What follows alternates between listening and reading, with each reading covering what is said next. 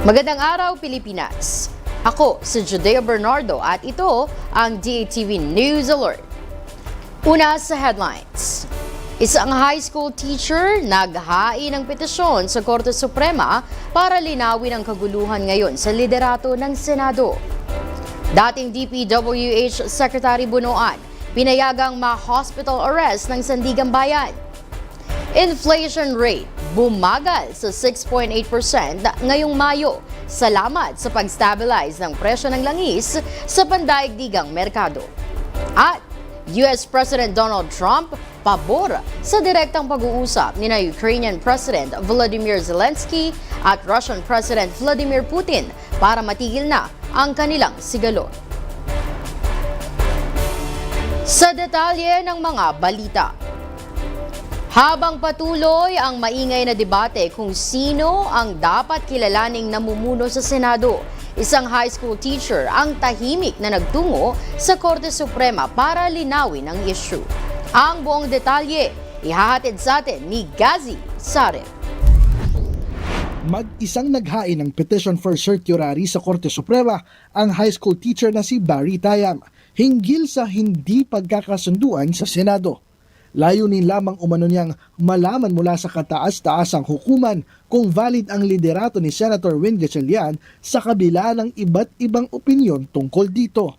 Ang motivation ko sana maayos na yung Senate kasi sila yung nakakapigil ng mga dapat umuso na batas. Tulad for example sa House of Representatives, naipasa rin ating political dynasty bill.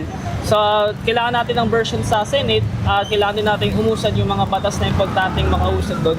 Nagkakaroon kasi ng magkakasalungat na direktiba ang dalawang grupo ngayon sa Senado matapos mahalal ng kasalukuyang mayorya ang bagong liderato. Na kinokontra naman ng grupo ni Senator Alan Peter Cayetano na iginigiit pa rin na siya ang Senate President. Halimbawa ang magkasalungat na memo noong June 3 kung saan sinabi ni Acting Senate President at Senate President Pro Tempore Sherwin Gatchalian na wala umanong official business ang Senado sa June 4. Pero si Senator Alan Peter Cayetano, itinuloy pa rin ang dati ng itinakdang Blue Ribbon Committee hearing noong araw na yon. Dahil dito, ayon kay Senator Erwin Tulfo kanina, iimbestigahan at posibleng masibak sa pwesto ang mga empleyado at staff ng Senado na tumulong sa pag-usad ng pagdinig at nagpapasok sa mga resource persons. Para sa D8TV News, ako si Gazi Sarip, nag-uulat. Maraming salamat sa iyo, Gazi Sare. Pinayagan ng Sandiganbayan ang kahilingan ni dating Department of Public Works and Highways Secretary Manuel BONOAN na sumailalim sa hospital arrest dahil sa kanyang kritikal na kalagayang pangkalusugan. Ayon sa resolusyon ng 5th Division ng Korte, maaari nang manatili si BONOAN sa PNP General Hospital sa Camp Crame habang dinidinig ang kanyang kasong graft kaugnay sa maanumalyang flood control projects.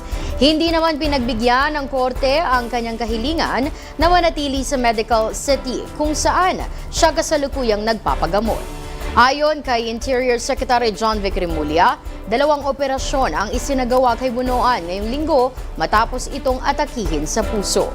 Pansamantala lamang daw ang ipinagkaloob na hospital arrest ng sa dating kalihim habang hinihintay ang kumpletong medical evaluation nito. Isusumite sa Sandiganbayan ang formal na medical diagnosis ni BONOAN at inaasahang matatanggap ng Korte ang buong ulat sa Lunes.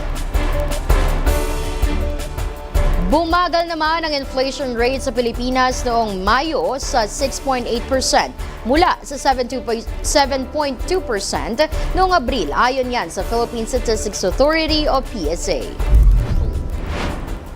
Sinabi ng Department of Economy, Planning and Development o DepDev na nakatulong ang mga targeted government interventions upang maibsan ang epekto ng mataas na presyo ng langis sa pandaigdigang merkado. Ayon sa ulat, bumagal ang pagtaas ng presyo ng transportasyon sa 16.2% mula sa 21.4% dahil sa mas mabagal na paggalaw ng presyo ng diesel at gasolina. Gayunman, tumaas naman ang inflation sa kuryente sa 8.9% mula sa 8.3% pungsod ng mas mataas na generation charges at palitan ng piso kontra dolyar.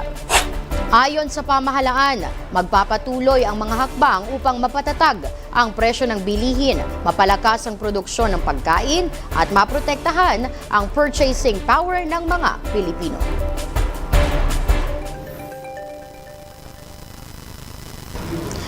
US President Donald Trump todo suporta sa panukala ni Ukrainian President Vladimir Zelensky na magsagawa ng direktang pag-uusap kay Russian President Vladimir Putin upang subukang tapusin na ang nagpapatuloy na digmaan. Sa isang open letter, iminungkahi ni Zelensky ang isang personal na pagpupulong nila ni Putin upang pag-usapan ang posibleng ceasefire at pagwawakas ng giyera. Ayon kay Zelensky, dapat magsimula ang anumang prosesong kapayapaan sa pamamagitan ng frontline ceasefire at direktang diplomasya.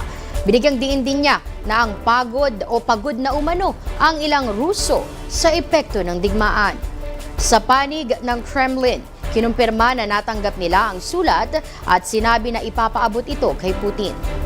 Sinabi naman ni Trump na magiging magandang hakbang ang direktang pag-uusap ng dalawang lider upang maresolba na ang digmaan na nagsimula pa noong 2022. At para naman sa ating PCS o Lotto Draw Recap ngayong Biyernes 2 p.m. June 5, 2026. Para sa 2D Lotto, 14 and 28 in exact order. At para naman sa 3D Lotto, 8, 7, and 2 in exact order. Para sa iba pang tunay at mapagkakatiwalaang mga balita, bisitahin ang aming mga official social media platform at ang D8TV News website. Panoorin mamayang alas 5:15 ang pinakabago at mapagkakatiwalaang news source, ang D8 Patrol. Ako po muli, si JUDEA BERNARDO. Diretso sa punto, walang paligoy-ligoy. Ito ang D8TV News Alert.